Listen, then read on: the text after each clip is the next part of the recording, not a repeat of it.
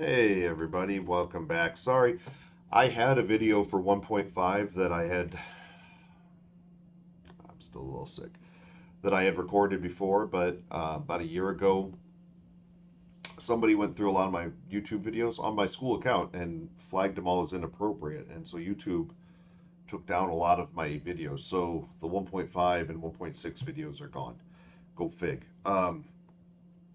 So now you get Mr. Malcolm, sick Mr. Malcolm, talking about topics 1.5 and 6. And you also get this thing here, because she's home with me too, because she was probably the first one of us to get sick. Yeah, you were. And daycare said that you can't come back for 5 days, just the same as I can't go to school for 5 days. All right. All right. Hopefully, you guys are paying attention to learn something. When we get back, obviously on Monday, I'm going to do my best to review a lot of these things with you and make sure that we're all on the same page. This stuff all builds. So everything I'm talking about today we're going to be using throughout the rest of the course, micro, and macro. So, um, you know, if some of these things seem a little tricky, we'll come back to them. You're making fun of me. We're going to come back to them, okay? And we're gonna hit them again. The only thing that doesn't really come back, honestly, is terms of trade. That'll be on your AP exam, pretty much exactly how I just showed it to you in the 1.4 video. And so, if you're still struggling with like terms of trade and stuff, go watch that video again. That's about all that's ever going to come up with like that. The opportunity cost and that sort of stuff. Anyways, topic 1.5, cost benefit analysis. Probably one of the most important things. Like, this is what economists do. This is what they do for a living. This is why economists are different than accountants. All right. This is like the whole big shebang for what being an economist is all about. Making decisions, cost benefit analysis. Break down the words. You know what those mean. All right, so how do we decide what to do with our time, money, and factors? Pause the video for a second here and think about it. Imagine you had $100. What would you spend that $100 on to maximize your happiness? School appropriate answers only. So only school appropriate answers. But if you had $100, what would you spend $100 on to become as happy as possible? Right? It's not $1,000. It's not $1,000,000. But if you had $100, what would you do? And everybody's going to answer. It's going to be different, right? And that's kind of what 1.5 and 1.6 are all about, cost benefit analysis, getting the most bang for our buck. And then in 1.6, using marginal utility along with cost benefit analysis to figure out, like, are we maximizing our happiness?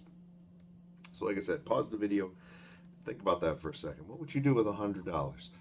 Would you save it? Would you spend it? Would you invest it? What would you buy? That sort of stuff.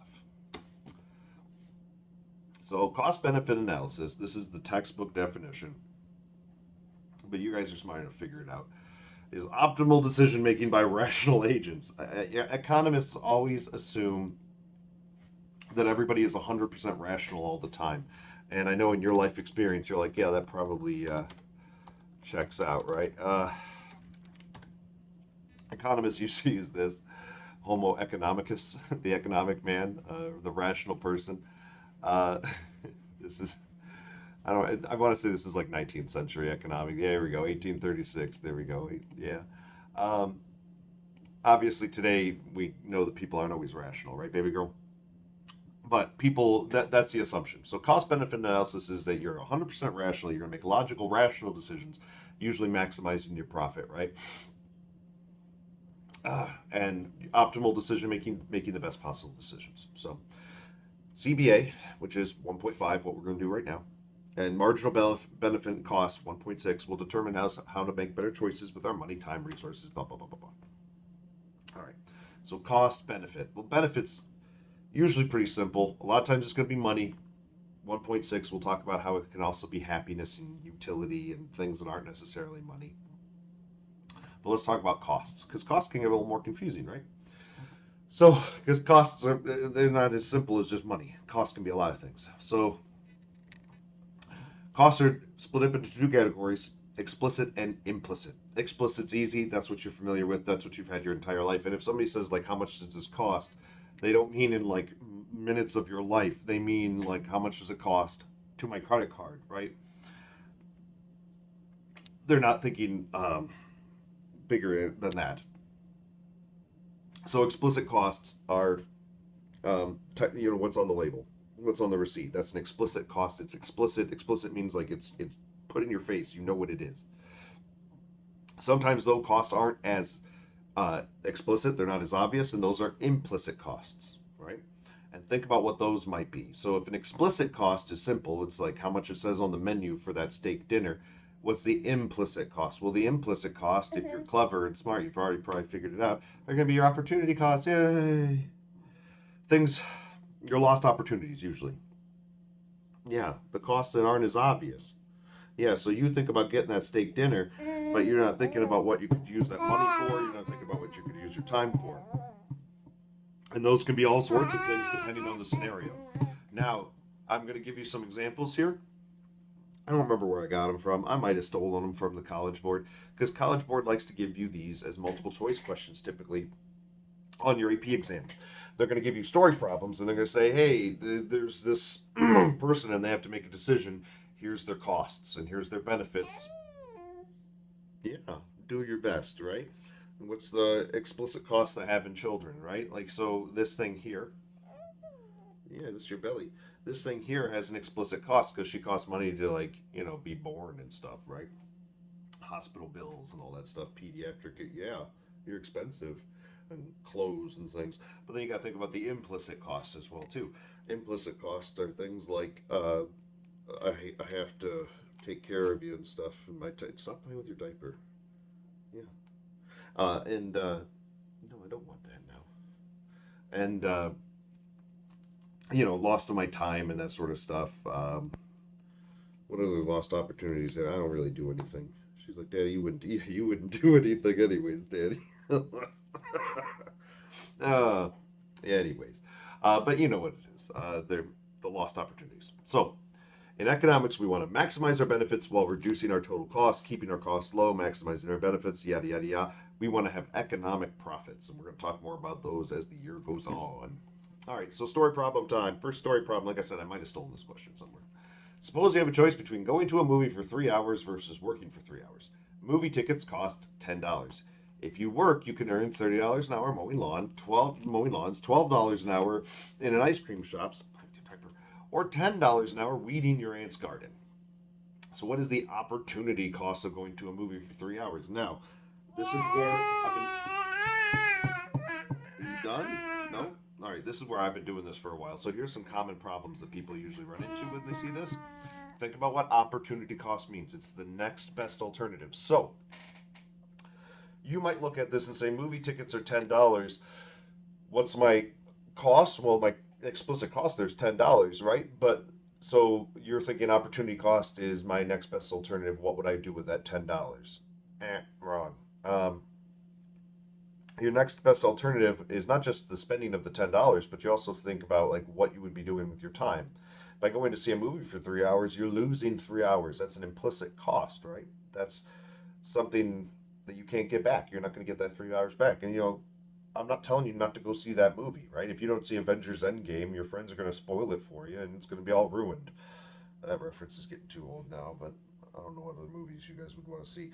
But you're going to want to enjoy your life and do things sometimes, right? But how much is it actually worth? Well, okay, so 3 hours. What could you do with those other 3 hours? You could be mowing lawns. That's $30 an hour, $90. You could be $12 an hour working in an ice cream shop for 3 hours, right? So you'd be making $36. Maybe not as good as mowing lawns, but you're inside, it's air conditioned. So that's nice. Or you like helping your aunt out and she's willing to throw some money at you and it's tax free in this case. You can make $30 weeding your garden. Anyways, the opportunity cost would be the next best alternative. In 1.6, we'll talk about how. What? In 1.6, we'll talk about how each one of these may be an opportunity cost depending on the person. Well, let's just say, for example, just to keep it simple right now, that you want to make money, that you like money, right? And so, because that's the simplest way to do it if we're being rational, Homo economicus. And so, you would want that lawnmower money, that $90, right? So your opportunity cost would be $90. Your explicit cost is $10. That's the $10 for the movie ticket. When you go to see a movie, right, that's it. But the opportunity cost would be what you're losing. You're losing the opportunity of making $90. So hopefully you figured that All right. Same story. You know, it's the same thing. I just copy and paste it, but I changed the question. So think about this here for a second. Pause the video if you have to. What is the total cost of going to see a movie for 3 hours? What is a total cost? Think about total cost is explicit plus implicit.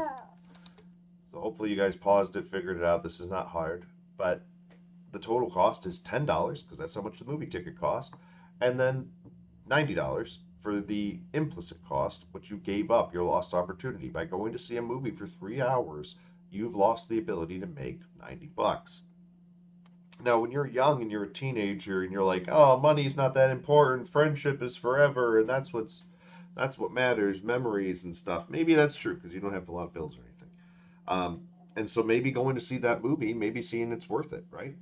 The total cost of that movie, though, is $100. That's an expensive movie. And for you, $100 might be worth it, you know, like because you want to have those memories with your friends. And how can you put a price tag on memories, right?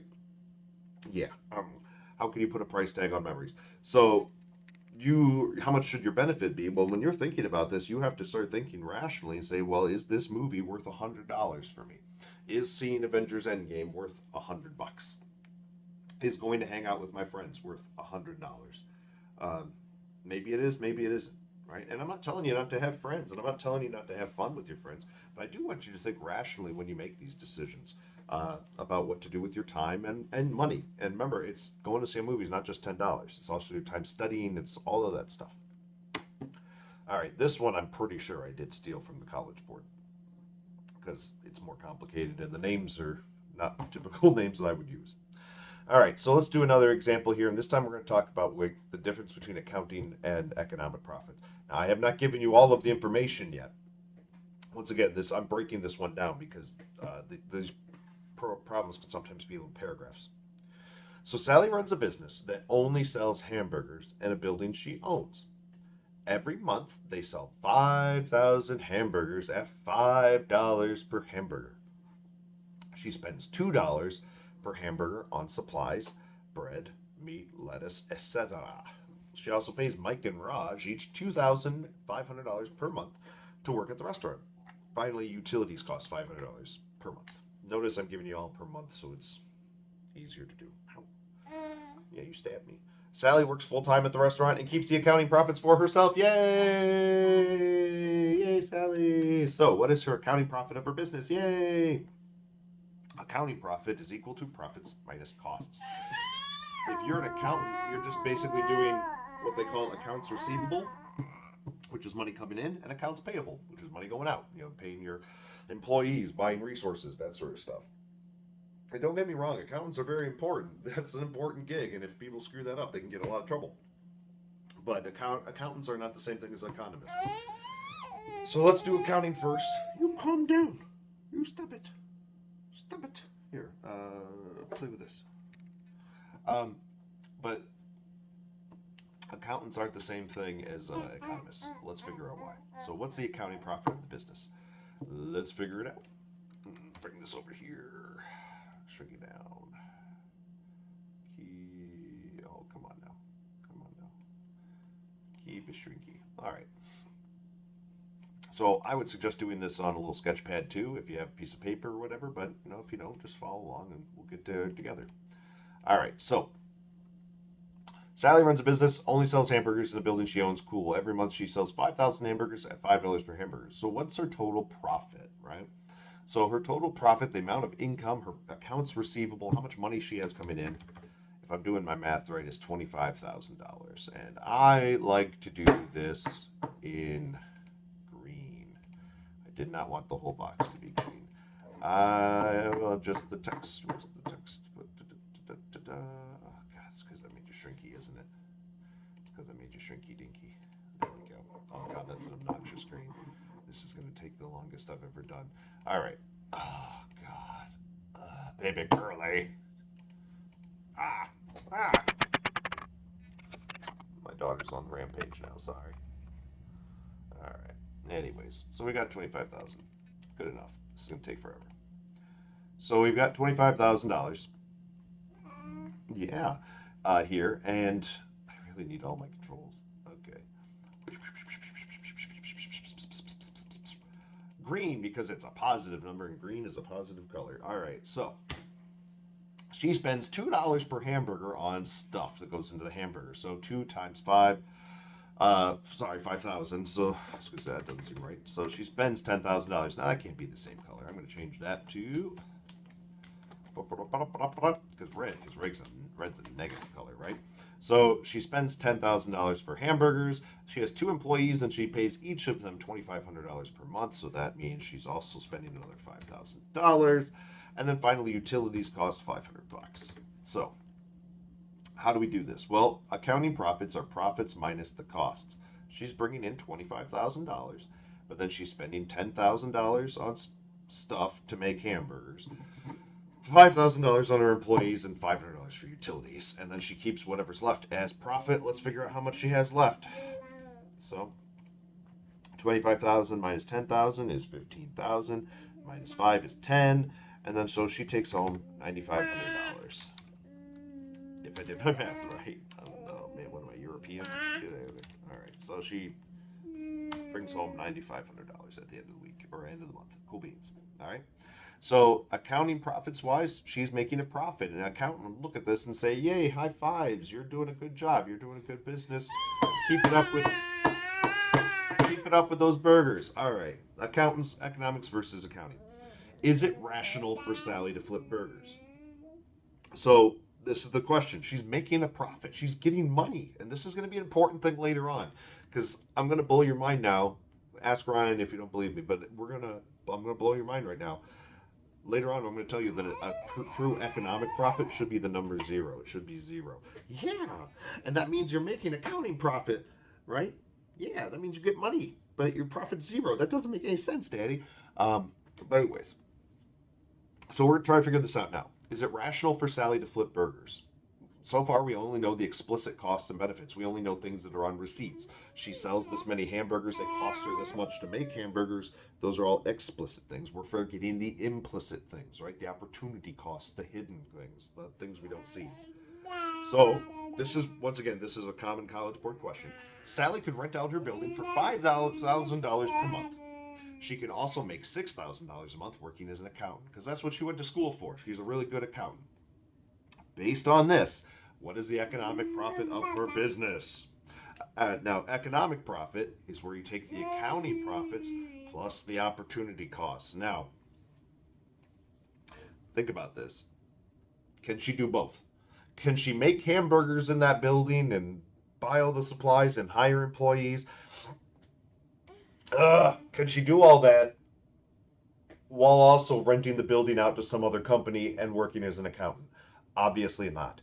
In economics, everything's about scarcity. There's only so much time. There's only so many resources. You can't, have your cake and eat it too. You can't have your building and rent it out and use it as a business at the same time. That's not how it works. So she has to make decisions, right? So let's figure out if she's making the best decision here. Accounting profit, opportunity costs, cool beans. Let's factor it in. Now, are those opportunity costs going to be positives or negatives? Well, is she getting extra things? Is she, by her running hamburgers and stuff, is she getting another $6,000 working as accountant and getting that rent money? That's stuff she's not getting. That's stuff she's missing out on, right? So, can I quickly make this into a column? Probably not, because I'm not doing well. Let's just make another text box. Boop. So, we said before that she was making $9,500, right? So she was making $9,500, and we'll make that green. We'll make that green because it's cash money, right? That's her accounting profit. That's how much money she has coming into her business, right? So, but an accountant would look at it, an accountant looks at it and says, yeah, you're doing great. But an economist would say, okay, yeah, you're making $9,500, but you're losing the opportunity to rent out your building for $5,000 a month, right? So that's a loss. That's a lost thing. You can't make that $5,000 while you're also selling hamburgers and stuff, right? So that's all gone. And then the economist is also going to say you also have job skills. You could be working as an accountant. You also could be working as an accountant, and you could be, renting that building out because you own it. Maybe you inherited it or something like that, or you already paid it off. And you could then be working as an accountant for some other company, and you're missing out on $6,000 a month, which is a lot of money. Yeah, it's a lot of money. Don't hit me in the face. Oh, you hit me in the face. Okay. So an economist would say you're actually not doing very well here. See if you can figure it out. Pause the video here and take a second, figure it out. But I'll tell you right now, should Sally work as an accountant and rent out her building? Yes. Yeah, she should. And hopefully you figured out why. An accountant would look at it and say, well, you're making $9,500. That's great. An economist would look at it and say, you're actually losing out, right? You're coming up with a negative amount. 5,000 and 6,000. That's $11,000, right? And you're only making 9,500. So at the end of each month, how much is she losing? You don't know? She's losing $1,500 if I'm doing my math in my head right? She's losing out on $1,500 because that is, money that she's leaving there. She could be making more money by working as an accountant and renting the place out. Maybe she started selling more hamburgers, it would work out, but she'd have to sell a lot more hamburgers, and that would up her supplies, possibly labor, and all that stuff as well too. So she would have to make a lot more hamburgers. An economist would say, yes, you're making money, but you're not being rational. You're not being logical. You're not optimizing your resources, your time. So, stop. Yeah, don't hit you. Yeah. All right. So should she work as an accountant and rent out her building? Rationally, yes, she should. That would make the most sense. That's how the numbers play out, right? That's just the most logical thing. However, economics is a social science. This is not just about numbers always, right? Humans are not just about numbers. If we were all just about numbers, you wouldn't exist, right? Because once again, go home and apologize to your parents because you've cost them a lot of time and money, right? Yes, you're very expensive. Yeah.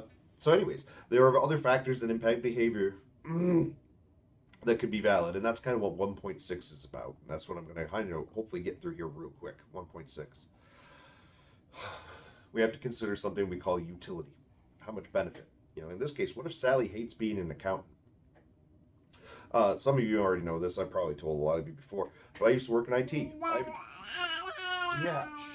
I have a degree in computer science. I used to work for the Synveo Corporation, which is now bankrupt. It was a printing company, so I made the right decision to jump and ship. But I used to make a lot of money. I used to work I was an IT manager, and I oversaw the Toledo plant and the Girard, Kansas plant, and I, had a lot of influence, I guess. I had a lot of money, and this was over 20 years ago.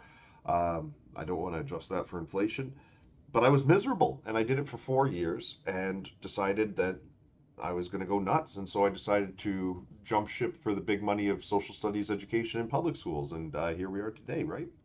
Now, to me, that was actually a very good decision.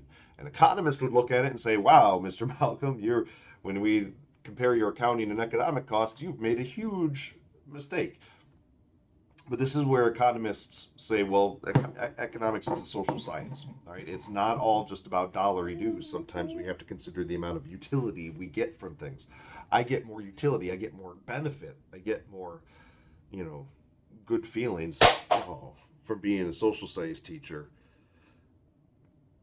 than I did from being an IT guy. And, if I was still in IT, I wouldn't be suffering from coronavirus and recording lessons with my 9-month daughter who was also sort of sick, but doing way better than me. Get out of that. And you dancing? All right. Anyway, so let's do 1.6 real quick. It's pretty easy. All right, so marginal analysis and consumer choice. Yay! Yay! Don't make me clap, Daddy. All right. So, utility. You've probably heard the word before. What is it if something has utility? It's the measure of usefulness. Does not have to be money. So like we said, it can often be money, and economists oftentimes think of money, but it's not. Utility can be worth, value, happiness, whatever. It varies person to person. It is, sorry, it's an abstract. It's not a real thing. It doesn't actually exist. And because we're measuring things that don't really exist, we're not going to use dollars or something like that because we're measuring like unicorns and leprechauns here. Okay, this is not stuff that really exists. So we're going to count in this case in what's called oodles or utils. I feel like it should be utils because utility is how you say utility, and you should say utils or utility. But you'll hear a lot of people say utils or oodles. I don't, I don't like oodles, but you knock yourself out, man. So often counted in what's called utility units, oodles for short, as it is not a standard unit, right? So it's not like dollars or something like that. It's not as easy. So utils are arbitrary. They refer to each other, usually a ratio between them. My utils are different than yours because the utility I get from things is different from you guys. I get a lot of utility from like watching documentaries and stuff, and most of you would probably vomit in your mouths. Um, we all get different benefits from other things. Yeah. So let's take a look at an example. Here's an example we can all understand. Ice cream. Utility is how much benefit we get from something. At 0 scoops of ice cream, how much benefit you get? You get 0. You don't get any benefit from 0 ice cream, right? So you have no oodles. You can't have ice cream because you can't eat lactose. Yeah. So anyway, 0 scoops of ice cream, 0 oodles. Bless it. You got to knock that off. Anyways, so 1 ice cream scoop. Yay! 80.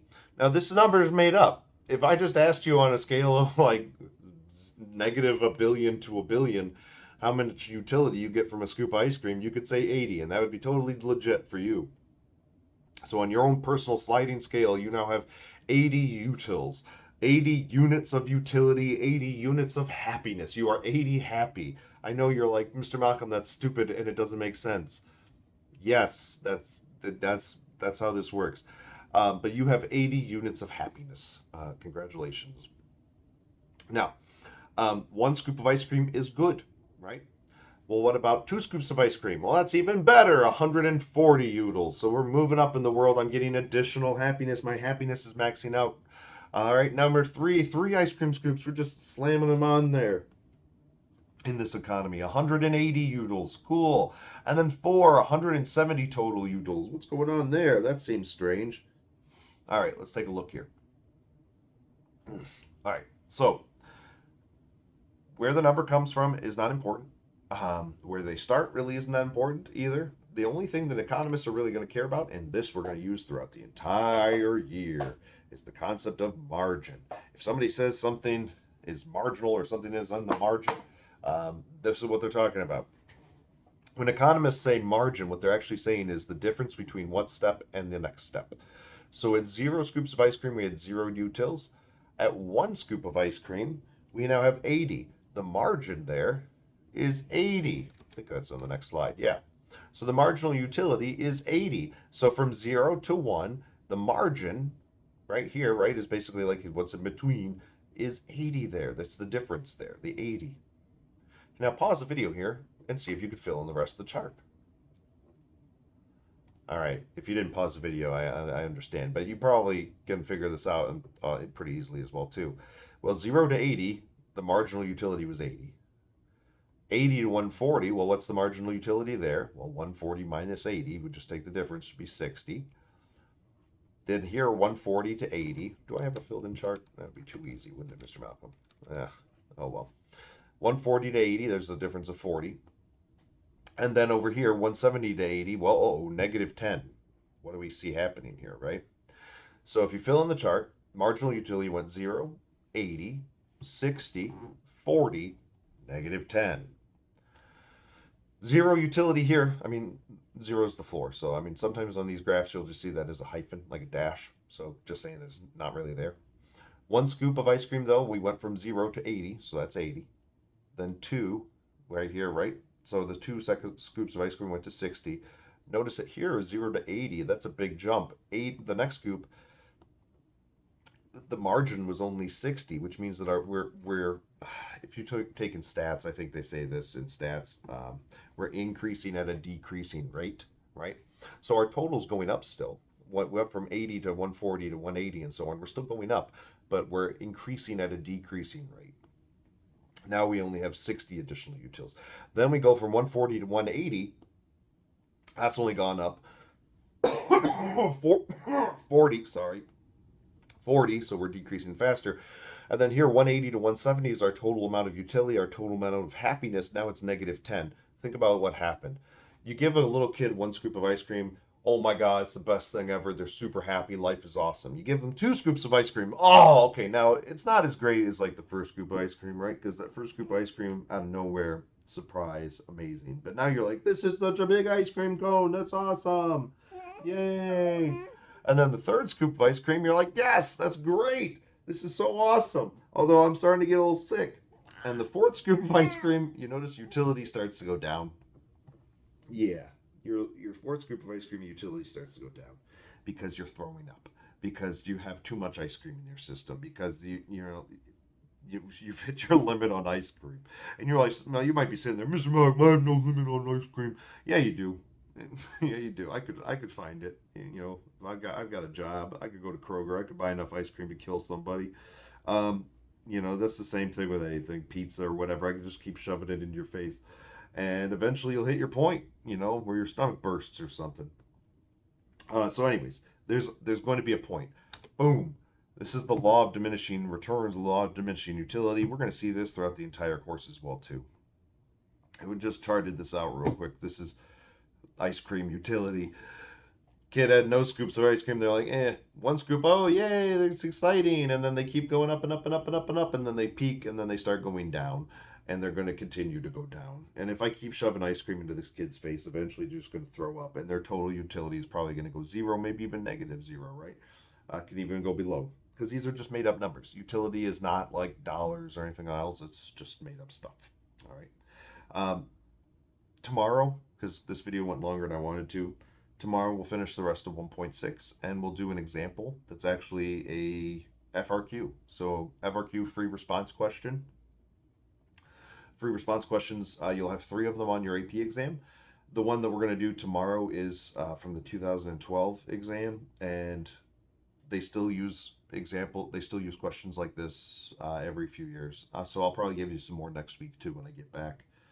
Just to give you practice, because it's good to have practice. And by the way, this stuff could be on the micro and the macro AP exams, because Unit 1's the exact same for both tests. So let me see here if I actually yeah, that's from the micro. Oh, no, 2016. This one might have been from the macro though. So I've got a couple of them. So hopefully tomorrow we'll do a couple of these actual FRQs, get some hands-on practice here. But I just don't, I've already thrown so much at you today. So big things, big takeaways today. Difference between accounting and economics. Accountants care about explicit stuff, not so much implicit. Economists all care about implicit costs. What are implicit costs? Just think opportunity costs. What you're giving up, what you've lost out on, right? Those are the things you can't have back, right? Yes. Um, so that's a big thing there. Cost benefit analysis is usually going to be story problems for us. They're going to give you a lot of information. Some of that information is going to be useless. A lot of times they're going to tell you stuff in the questions, and I'll show you some later. They're going to give you numbers, and you're going to think that you need those numbers, but you don't, because they're evil. The College Board is evil. Sorry. So anyways, and then yeah, marginal utility. Utility, or how useful it is, and it's arbitrary, and utility is based off of personal preference.